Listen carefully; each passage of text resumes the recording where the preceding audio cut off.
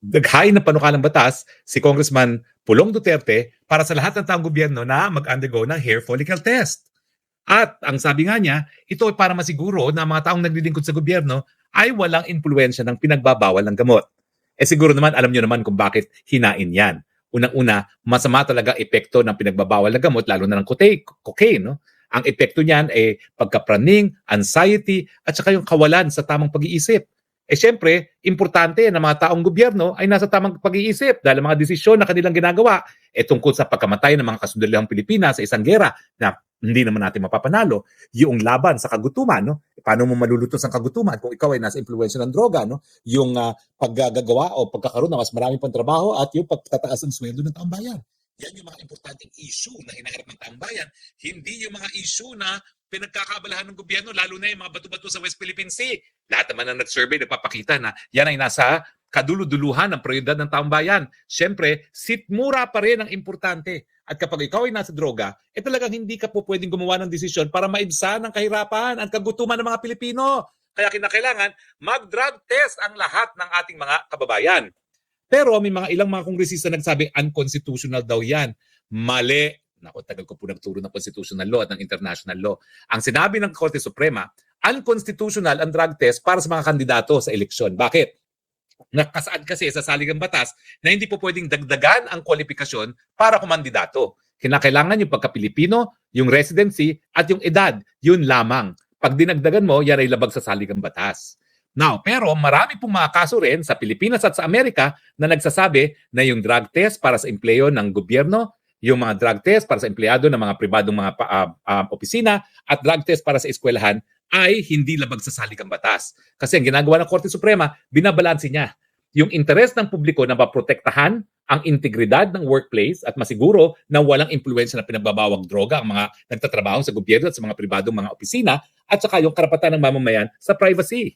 At syempre, mas mananaig yung interes ng lipunan mismo at ng mga opisina na masigurado na walang bangag sa kanilang hanay. Dahil kapag bangag, hindi magagawa ng tama ang trabaho, makakasira pa, makakalala pa. Dahil kapag ikaw ay bangag, hindi ka makakagawa ng solusyon, ikaw ay magiging kabahagi ng problema. Now, naglabas din ng utos ngayon ang Korte Suprema na lahat ng judges ay dapat mag-undergo annually ng drug test. Kasi nga mantakin mo kung ikaw ay judge, ikaw ay magdidesisyon kung may sala o wala, ikaw ay titingin ng ebidensya, kapag ikaw ay nasa impluwensya ng droga, maapektuhan ang iyong pag-iisip. Kung nga mga WES, rini-require ngayon ng kanilang Korte Suprema na magpa-drug test, bakit hindi dapat magpa-drug test ang mga opisyalis sa ehekutibo at sa lehislatura? O nga pala, dahil independyente rin ng lehislatura, kinakailangan yung Senate President at saka yung House Speaker ang magsabi, lahat tayong congressman, lahat ng senador at mga empleyado natin, dapat magpa-hair follicle test tayo. At pagdating naman sa ehekutibo, siyempre, ang presidente ang dapat manguna. Mag-hair follicle test tayo dahil napakasama ng impluwensya ng pinagbabawal at droga sa pag-iisip, lalo na ng mga gumagawa ng desisyon sa ehekutibo na dapat masiguro na hindi sila bangag. At ang tanging paraan dyan ay sa hair follicle test. Sinabi ko rin ngayong araw na dahil si Congressman Pulong Duterte ang namuno sa ganyang panukalang batas, kinakailangan magsilbing ehemplo ang magkakapatid na Duterte na lahat po ay nanunungkulan sa gobyerno. Si VP Sara, si Congressman Pulong at si Mayor Baste. Kayo po ang manguna dahil kayo po ang humingi na dapat lahat ng taong gobyerno ay magpa-hair follicle test, manguna po kayo. Lead by example. Dahil ang importante naman po, wala kayong tinatago, wala dapat kayong dahilan para hindi magpa-hair follicle test. Panahon na po na ang gobyerno, magpakita na tayo ng tamang ehemplo. Kung talagang may pakinabang ang hair follicle test at dahil delikado talaga ang mga bangag sa posisyon na sensitibo sa gobyerno, simulan natin sa mga sarili. Kumbaga, bago ka mambato, siguraduhin mong malinis ang iyong pisngi. At kaya nga po, hinihimo ko si Vice President Sara Duterte, Congressman Pulong Duterte, and Mayor Baste Duterte, sige na po, magpa-drug test na kayo. Ako rin po, bagatmat wala akong posisyon sa ating gobyerno, ako naman po ay abogado, isang officer of the court. So magpapa-drug test din po ako. Hair follicle test na mapakita na wala po akong bisyo na pinagbabawal na droga. Bakit tatanggi ang taong walang tinatago. Ang ating presidente, ang dami nang nanawagan na magpa-hair follicle test. Mula pa noong nagsalita ang dating presidente Rodrigo Roa Duterte na pinakitaan siya nung siya ay mayor pa ng ebidensya na gumagamit ng pinagbabawal at gamot ang ating presidente. Dinagdagan pa ng confidential informant na Agent Morales at ngayon, meron pang video na authenticated ni Maharlika ha. Abay, dalubhasa pa na taga Los Angeles, yung capital ng Hollywood, na talagang bihasa sa mga videos at audio ang gumawa ng pag-analysis. At ang ginamit niya ay 5 test. At ang kanyang conclusion doon sa 5 test, authentic, unedited, at hindi AI ang polboronic video. At siyempre, nandyan pa yung mga nabanggit ni Cathy Binag na siya mismong nakakita kay Presidente na kumuha ng pinagbabawal na gamot.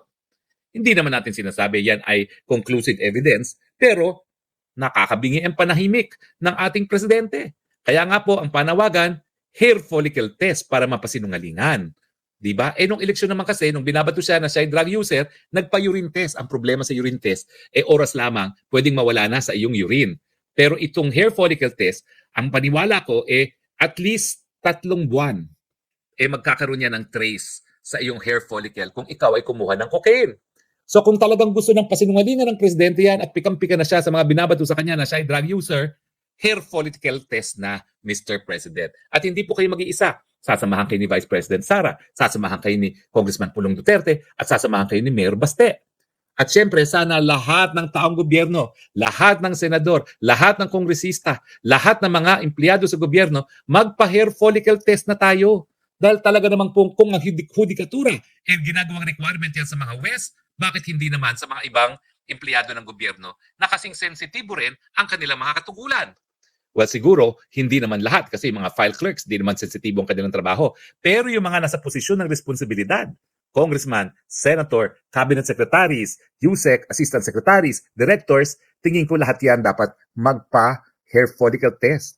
Dahil talagang wala pong matinong desisyong gagawin ang tao na nalululong sa pinagbabawal na gamot, lalong-lalo na dun sa cocaine at lalong-lalo na rin dun sa shabu. Kaya nga po, hinihimo ko po ang magkakapatid na Duterte, ang lahat ng opisyales, at syempre PBBM bilang ama ng bayan, dapat ikaw po ang manguna.